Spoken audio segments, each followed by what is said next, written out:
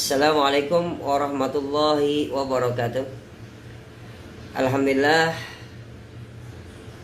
kita berjumpa lagi bersama saya Wawan Sahroni dari agensi WS Propertindo. Alhamdulillahirabbil alamin wa bihi nasta'in wa ala umurid dunya waddin. Wassalatu wassalamu ala asrafil anbiya wal mursalin sayyidina Muhammadin wa ala alihi wa sahbihi ajma'in, amma ba'du. Alhamdulillahirabbil alamin, kita saat ini berada di bulan suci Ramadan, bulan kasih sayangnya Allah, bulan pengampunan dari Allah, bulan rahmatnya Allah, dan bulan pembebasan kita dari api neraka, insya Allah. Nah, pada pertemuan kali ini saya ingin sharing mengenai materi dari guru-guru saya yang pernah saya pelajarin. Terima kasih kepada guru-guru besar saya. Ada Coach Armala, ada Coach Fahmi, ada Coach Haris Islam, ada Pak Mardigu, dan guru-guru saya yang lain, yang insya Allah semoga Allah berikan keluasan ilmu, keluasan rezeki, kesehatan, kebahagiaan, keberkahan, kemakmuran pada beliau-beliau semua. Amin, amin ya rabbal alamin. Nah, saya akan merangkum beberapa materi yang pernah saya pelajarin mengenai kenali siapa diri kita. Kita harus mengenali siapa diri kita. Jadi nanti buat pemirsa di channel Wawan Sahroni ini boleh lihat video-video yang lain yang berhubungan dengan mindset. Nanti di situ ada saya ngebahas tentang awalnya manusia itu tercipta itu seperti apa. Oke, sekarang materi ini saya akan mengupas mengenai kenali siapa diri kita. Kenapa? Ini juga sesuai kalau kita mau mengenali siapa Allah, maka kita harus kenali diri kita dulu. Oke. Jadi, who am I? Who am I? Jadi bagaimana kita merasa tentang diri kita, memandang diri kita sendiri secara utuh atau citra diri. Misalkan ada yang bilang gini, oh jadi ini saya seorang pemimpin, saya leader, saya pekerja tangguh, saya orang yang selalu bahagia, saya orang yang selalu bersyukur, saya bijaksana, misalkan seperti itu. Jadi saya optimis. Kita harus mengenali diri kita ini, gue ini seperti apa sih? Gue seperti apa? Misalkan, oh gue nih darah biru, atau gue darah oranye. Jadi kita harus kenali dulu siapa kita, siapa diri kita, untuk apa diri kita. Di luar kalau menurut agama Islam itu, kita ini manusia diciptakan untuk ibadah. Jadi wa ma khalaqtul jinna wal insa illa liya'budun. Tidak aku ciptakan jin dan manusia melainkan untuk ibadah. Artinya apa? Seluruh aktivitas kita akan bernilai ibadah ketika kita niatkan untuk ibadah. Termasuk, ya mohon maaf, ketika kita ke kamar mandi aja atau mau buang hadas aja, itu bisa bernilai ibadah. Kita masuk kamar mandi dengan doa, artinya ibadah. Intinya kita ini diciptakan untuk ibadah. Nah, secara di dunia ini kita gimana? Kita harus melabeli diri kita. Siapa kita? Siapa saya? Jadi coba nanti tanya kepada masing-masing dirinya, tanya siapa saya, gitu. Dan kita harus bertanggung jawab atas pengakuan atau pelabelan diri kita. Misalkan ada orang yang nulis begini tentang dirinya. Ini kelihatan gak ya? Nih, oh iya, jangan lupa buat seluruh pemirsa, jangan lupa kalau yang ingin mengikuti materi-materi saya, silakan segera subscribe, like, dan jika materinya dirasa sangat bermanfaat, share, bagikan ke teman-temannya dan saudara-saudaranya. Ingat, mudah-mudahan ketika kita men-share ilmu pengetahuan, share pengalaman-pengalaman yang bermanfaat, insya Allah kita juga akan mendapatkan pahala dari Allah Subhanahu wa Ta'ala. Nah, kembali lagi kepada who am I? Siapa diri saya? Misalkan saya mengatakan diri saya optimis, saya orang yang optimis, atau saya orang yang bijaksana, atau saya orang yang adil, atau saya orang yang selalu sehat, saya orang yang dermawan, saya orang yang percaya diri, saya orang yang bertanggung jawab, saya orang yang yakin selalu berhasil, saya orang yang semangat dalam berjuang, saya orang yang optimis. Nah, itu kita harus mengatakan diri kita siapa. Nah, lanjut kita akan membahas mengenai diri kita. Siapa diri kita itu? Citra diri dan harga diri. Citra diri adalah persepsi seseorang tentang dirinya sendiri, self esteem. Jadi tentang diri sendiri, itu citra dirinya. Terus bagaimana kita merasa tentang diri kita, memandang diri kita sendiri secara utuh. Citra diri dapat meningkatkan harga diri atau self esteem. Seberapa besar kita menyukai dan menghormati diri kita sendiri. Self esteem itu menimbulkan keyakinan bahwa kita dapat menguasai hidup kita sendiri, menguasai hidup kita sendiri, meraih tujuan-tujuan kita sendiri, terus melakukan tugas-tugas kita sendiri, dan kita bertanggung jawab atas diri kita sendiri. Nah, di sini saya ada beberapa catatan mengenai 3 sikap mental utama. Walaupun sebenarnya ini hasil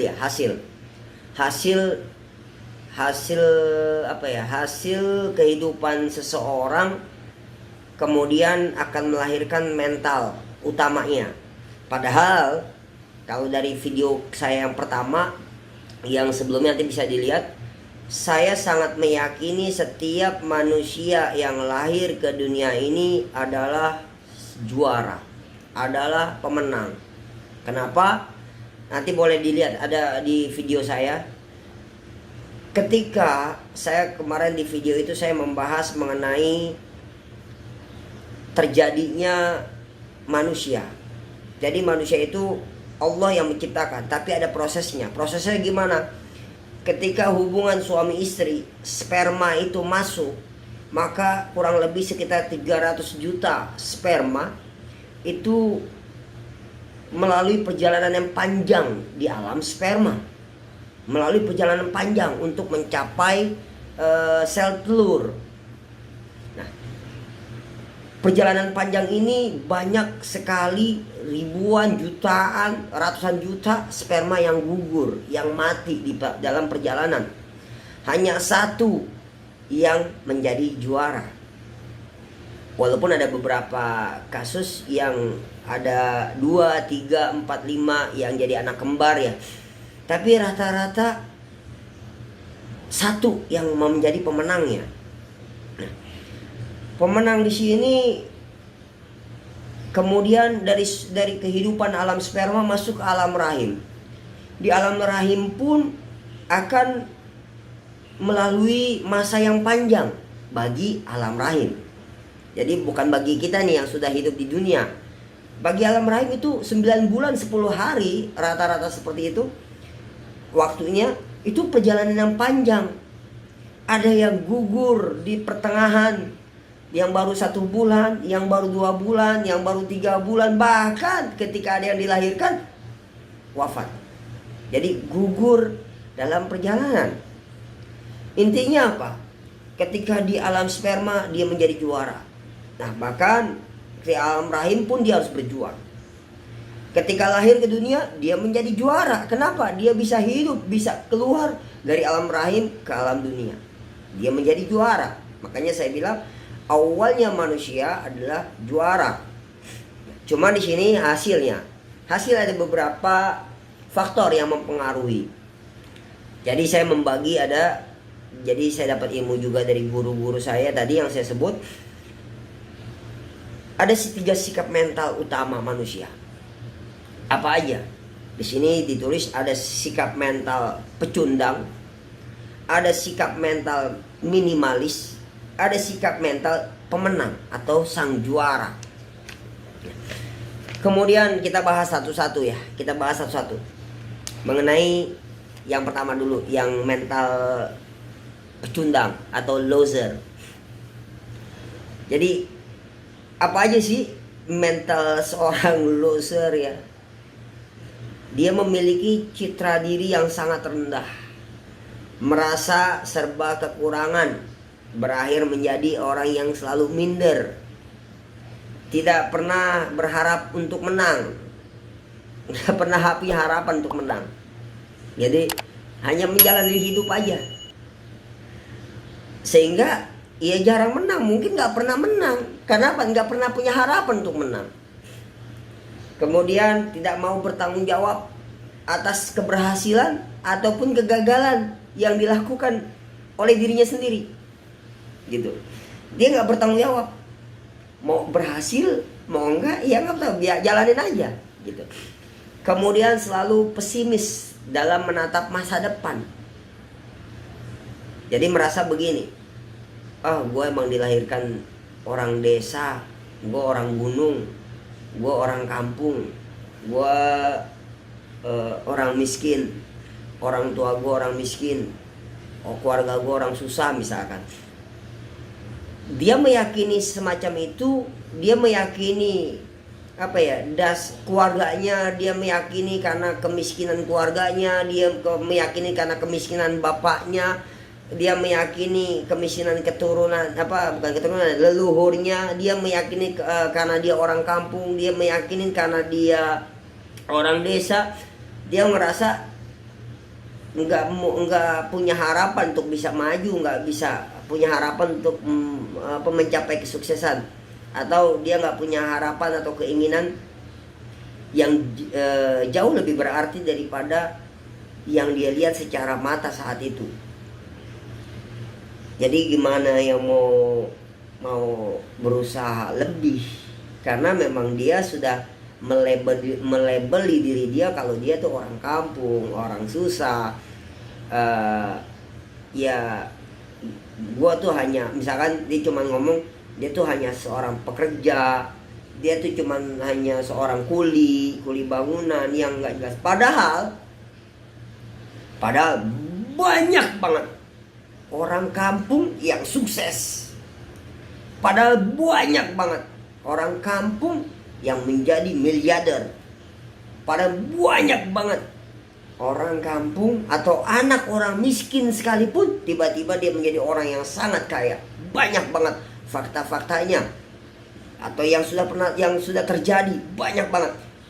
Orang tuanya tadi orang susah, kakeknya orang susah, bapaknya kakeknya susah, tapi dianya jadi yang berhasil banyak banget saat ini. Nah, inilah yang membedakan. Kalau dia memang udah nggak punya harapan, ini disebut adalah loser atau mental pecundang. Kemudian ada lagi mental minimalis atau mental tengah-tengah ya, tengah-tengah.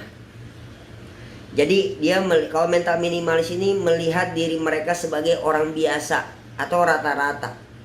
Tidak buruk dan tidak hebat, biasa-biasa aja. Saat berhasil, ya udah dia menganggap sebagai keberhasilan yang biasa atau sebagai keberuntungan yang memang Allah berikan. Kemudian sehingga ya kembali lagi ketika berhasilnya tinggi, ya kembali lagi kepada rata-rata lagi. Nggak banyak orang misalkan gini, karena memang dia berpikirnya minimalis, dia nggak punya keinginan harapan yang jauh lebih besar. Bahkan ketika dapat warisan aja atau dapat hadiah dari orang yang besar, contoh dapat hadiah. Misalkan orang ini biasanya cuma punya penghasilan 3 juta deh sebulan. Misalkan tiba-tiba dia dapat hadiah atau bonus 100 juta. Ya, 100 juta. Maka dalam waktu cepat uang 100 juta juga akan habis. Kenapa? Karena dia nggak biasa megang duit ratusan juta. Karena taunya hanya 3 juta sebulan. Ini nggak ada harapan, nggak ada ilmu, nggak ada wawasan, nggak ada pengalaman mengenai uang 100 juta. Nah, ini mental minimalis. Kemudian apalagi mental minimalis? Membuat target yang biasa-biasa aja dalam kehidupannya. Itu pun kalau ada yang ngasih saran, kalau ada yang ngasih tugas, jadi targetnya biasa-biasa aja. Kadang orang minimalis ini kadang dia mau bertanggung jawab, kadang juga enggak. Seringnya melepas tanggung jawab. Karena memang bukan mental juara ya, tapi mental minimalis, jadi biasa-biasa aja. Kayak air mengalir. Dia kadang-kadang orang minimalis lebih sering mengatakan, oh ini emang udah takdir gua. Oh takdir gua seperti ini. Udah memang udah Allah berikan gua seperti ini. Ya udah terima aja, bersyukur aja. Bagus gak sih nasihat begini? Terkadang ada tulisan begini, tulisan. Mau sehebat apapun, semaksimal apapun kerja, kalau sudah Allah takdirkan rezekinya sekian, maka hasilnya cuma sekian. Nggak usah ngoyo-ngoyo. Ada lagi nasihat gini, nggak usah ngoyo-ngoyo. Kalau kerja, loh toh rezeki juga nggak kemana-mana. Apalagi misalkan kalau cari uang biasa-biasa aja. Kenapa? Rezeki juga udah dicatat. Gitu. Takdirnya juga udah dicatat. Oke, saya bukan mau menyalahi takdir, tapi saya mau mengingatkan lagi kepada seluruh pemirsa, kalau memang takdir itu udah fix sama sekali fix, mutlak tidak bisa berubah, maka kita sama juga sebagai umat Islam ini menafikan hadis Nabi yang mengatakan la yuraddal qadar illa doa. Tidak ada yang dapat merubah ketentuan Allah atau takdir Allah kecuali doa. Nabi Muhammad bilang begitu. Masa kita nggak percaya? Jadi aneh. Kalau memang takdir itu sama sekali mutlak tidak bisa dirubah, padahal contoh begini. Malam Lailatul Qadar yang kita umat Islam tahu deh. Malam Lailatul Qadar itu jatuhnya ciri-cirinya menurut hadis-hadis Nabi, bilangan-bilangan ganjil di tanggal-tanggal ganjil. Misalkan seperti banyak hadis yang mengatakan ada yang bilang tanggal 21, tanggal 23, ada yang 25, ada yang 27, ada yang 29. Bahkan ada hadis-hadis yang lebih kuat yang mengatakan di tanggal 27 atau tanggal 29, ada yang mengatakan di 10 hari terakhir di tanggal 7, 27 dan 2 atau 29, macam-macam. Tiba-tiba ada orang berpikir begini. Dia berdoa sama Allah, dia memperbaiki ibadahnya, dia berdoa sama Allah begini, ya Allah, jadikanlah setiap malam di bulan Ramadan malam Lailatul Qadar bagiku. Ya Allah, jadikanlah setiap malam dari malam Ramadan menjadi malam Lailatul Qadar bagiku. Nah, kira-kira kalau seandainya doa ini diterima sama Allah, bahkan kata Allah dalam Al-Quran, ud'uni astajib lakum, mintalah padaku pasti akan aku kabulkan. Mungkin nggak kira-kira ini secara logika dulu, mungkin nggak doa seorang hamba tadi yang minta, ya Allah jadikanlah setiap malam Ramadan malam Lailatul Qadar bagiku. Ya mungkin, kan Allah yang maha berkehendak. Bisa jadi Allah merubah. Jadi kita nih nggak usah sempit pemikiran kita. Ini bisa jadi nanti ada yang nggak setuju, nggak sependapat, ya silahkan. Tapi ini menurut keyakinan saya bahwa Allah Maha mampu mengabulkan setiap doa hamba-hambanya. Oke, itu tadi mental minimalis. Kemudian ada lagi mental the winner atau mental juara atau mental pemenang. Orang rata-rata yang mental pemenang itu memiliki citra diri yang baik dan selalu percaya, saya bisa, saya mampu. Ia merasa baik tentang dirinya tanpa peduli bagaimana menjalankan perannya.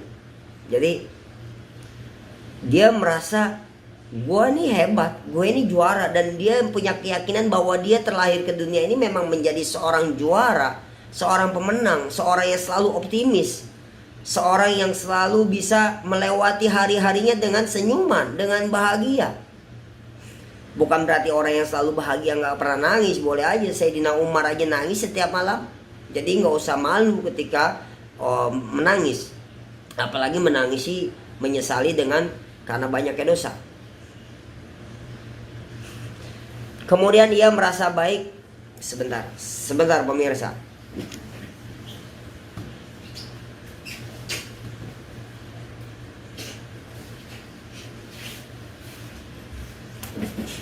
Oke. Mohon maaf tadi terganggu. Ini kita live ya, kita nggak edit. Jadi kembali lagi tadi yang bahas selanjutannya the winner. Memiliki citra diri yang baik dan selalu percaya diri, saya bisa, saya mampu. Ia merasa baik tentang dirinya tanpa peduli bagaimana menjalankan perannya secara teratur. Nih orang yang memang mentalnya seorang juara, secara teratur membuat target-target baru, berusaha keras untuk mencapainya. Kemudian dia bertanggung jawab atas segala keputusan, tindakan dan konsekuensinya. Ini orang-orang mental juara. Kemudian ini contoh ya. Tadi orang yang mental juara ini bukan berarti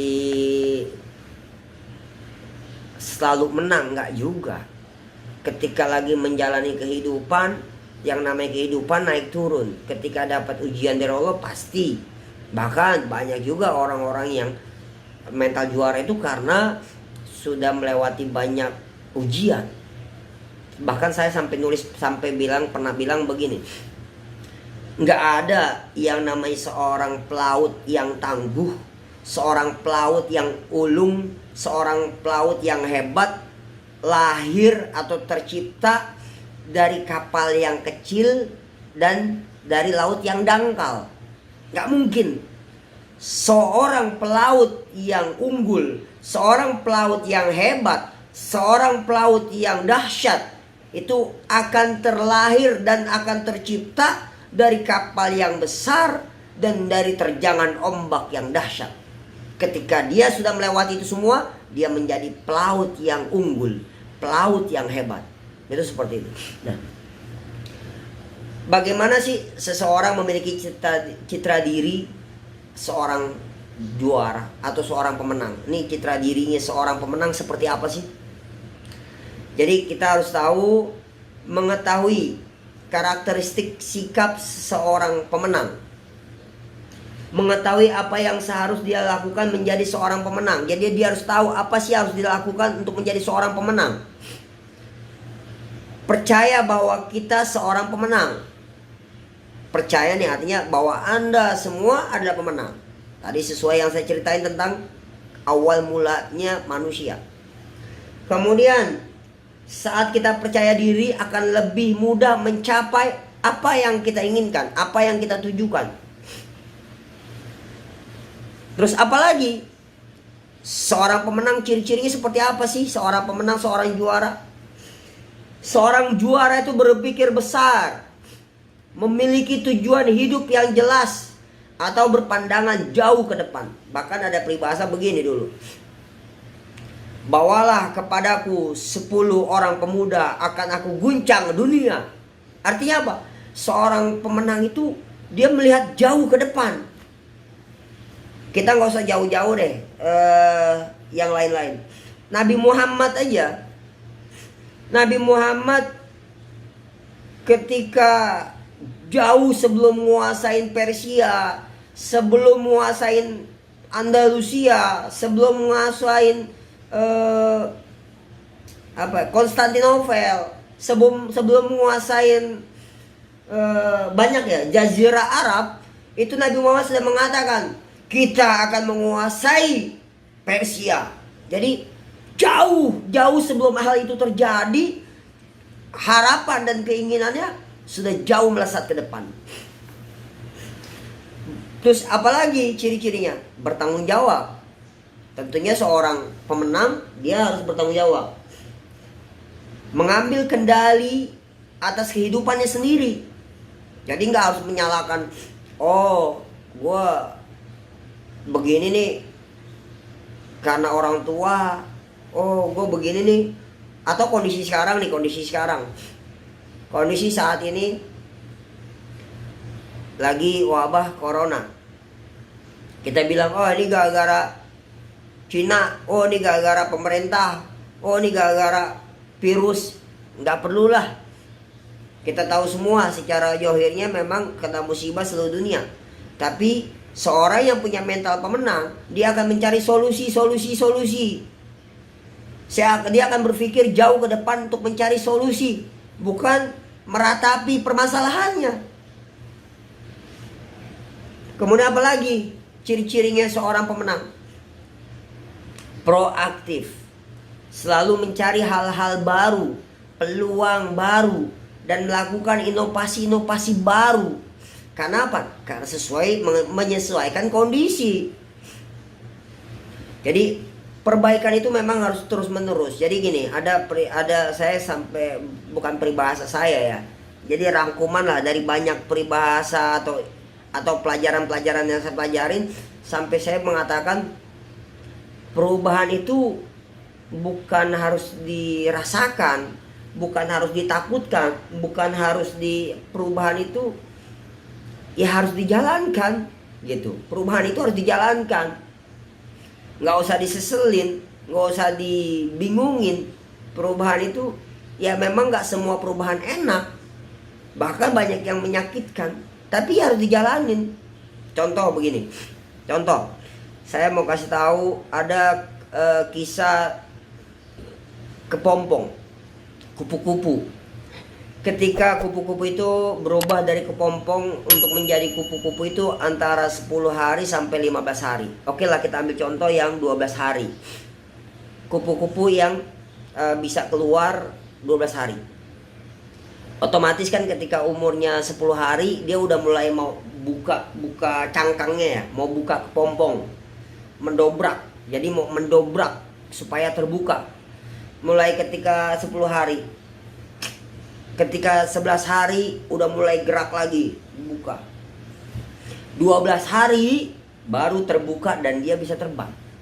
Nah, tiba-tiba nih ada orang jahil, niatnya cakep, katanya mau nolong nih supaya apa? Kepompong nih kupu-kupu biar cepet terbang deh. Baru umur 11 hari dibukain tuh kepompong, padahal baru kebuka sedikit, dibukain tuh kepompongnya sampai yang ada itu kupu-kupunya jatuh mati karena nggak kuat terbang. Kenapa? Otot-ototnya masih lemah. Ketika otot-ototnya masih lemah, dia nggak bisa terbang, maka jatuh, akhirnya mati digigit semut. Gitu. Jadi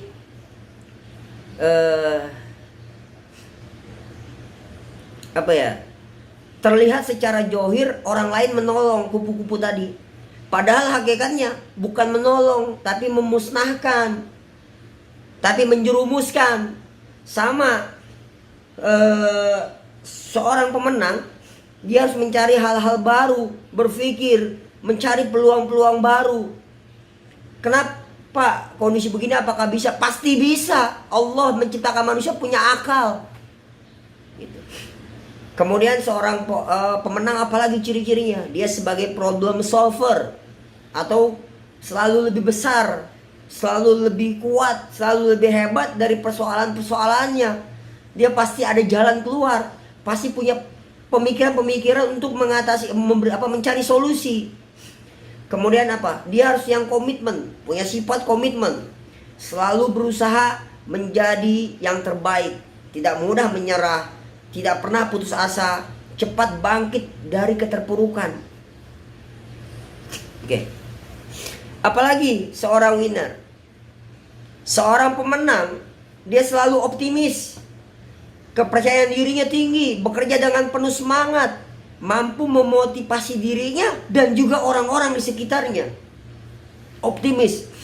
Kemudian pekerja keras, nggak gampang putus asa.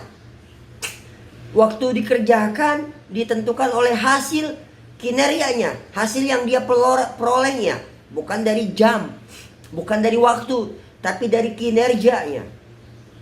Kemudian apalagi ciri-cirinya? Risk taker, keberanian mengambil resiko, atau atau kesanggupannya untuk menanggung kerugian yang kemungkinan timbul dari keputusan yang dia ambil. Jadi jangan bilang begini, Pak, oh berarti orang pemenang selalu ngambil resiko. Ya enggak juga. Artinya apa? Dengan pemikiran-pemikiran, dengan analisis-analisis, dengan strategi-strategi yang matang, ketika sudah diputuskan, ya dia siap harus ngambil resiko apapun yang terjadi, gitu. Kemudian apalagi? Suka pada tantangan, menyukai perubahan, terbiasa dengan ketidakpastian. Loh, gimana Pak? Maksudnya Pak? Kok nggak pasti dia suka? Nah iya, rata-rata seorang pemenang ingin selalu setiap harinya menjadi lebih baik, dan lebih baik. Ini sesuai loh perintah dengan sesuai dengan perintah Nabi Muhammad. Karena kata Nabi Muhammad, jadikanlah hari ini lebih baik daripada hari kemarin, dan jadikanlah hari esok lebih baik dari hari ini. Kalau kita sama base kemarin dengan hari ini, sama juga kita orang yang merugi, gitu.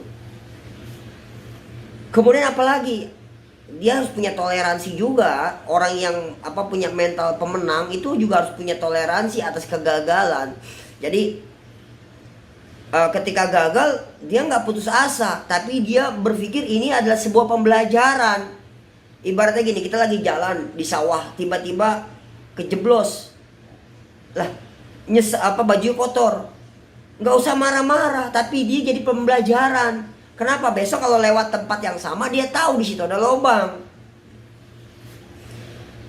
Oke, itu mental juara. Sekarang saya mau bahas mental tadi, the loser, pecundang. Nih, ingat, pecundang ini sebenarnya lahir karena banyak faktor. Kalau awalnya lahirnya dia pasti pemenang, juara, karena dia bisa lahir ke dunia. Kenapa menjadikan orang the loser, mentalnya pecundang? Ini banyak faktor. Bisa faktor dari didikan orang tua, dari lingkungan, dari pendidikan, dari pergaulan, banyak, dari pelajaran-pelajaran yang dia pelajarin, dari tontonan atau wawasan yang dia pelajarin. Jadi membuatnya mentalnya, lingkungan itu sangat berpengaruh juga. Kalau kita banyak bergaul sama pecundang, maka bisa jadi pecundang, bahaya. Nah, apa aja sih ciri-cirinya pecundang? Orangnya pasrah, tidak memiliki kemampuan untuk mengendalikan kehidupan. Padahal apa yang jelas? Allah sudah mengatakan, innallaha la yughayyiru ma biqaumin hatta yughayyiru ma bi anfusihim. Allah nggak merubah suatu kaum kalau dirinya nggak merubah diri. Kalau kaum itu nggak merubah dirinya sendiri. Kemudian apalagi? Berpikir negatif. Orang yang pecundang itu selalu berpikir negatif. Dikit-dikit negatif, dikit-dikit negatif. Melihat ada orang sukses, dipikir, oh jangan-jangan menang togel. Dikit orang bangun rumah atau orang melihat orang beli mobil, oh jangan-jangan uang korupsi. Nah, ini berpikirnya negatif terus, gitu. Ini berbahaya. Kemudian apa lagi? Pesimis. Selalu merasa tidak siap menghadapi tantangan. Apalagi? Blame. Selalu menyalahkan pihak lain. Menyalahkan orang lain. Misalkan gini. Gue begini mah emang gara-gara bapak gue sih nggak nyekolahin gue. Gue begini sih gara-gara bapak gue nih nggak nyekolahin gue di luar negeri. Oh gara-gara bapak gue sih kagak beli rumah di Jakarta atau di ibu kota atau di komplek.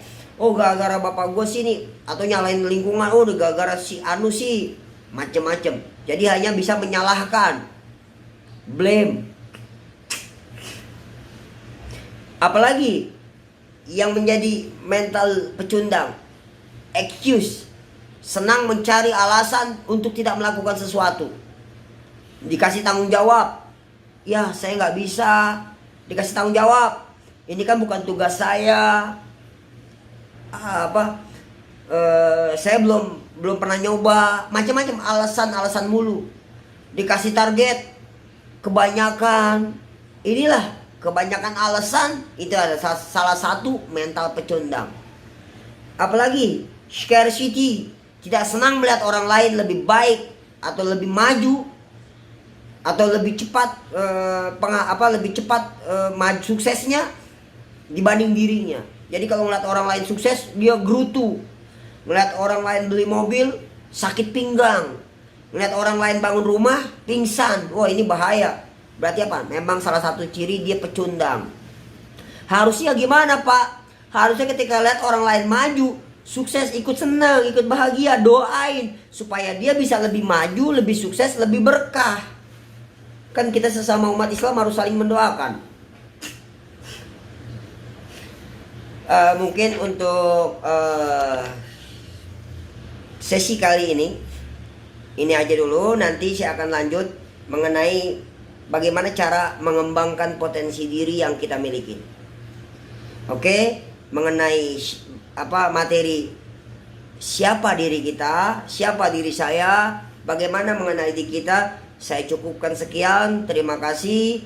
Jangan lupa subscribe-nya, like, dan kalau memang materi ini bermanfaat, silakan share ke teman-teman yang lain. Terima kasih. Assalamualaikum warahmatullahi wabarakatuh.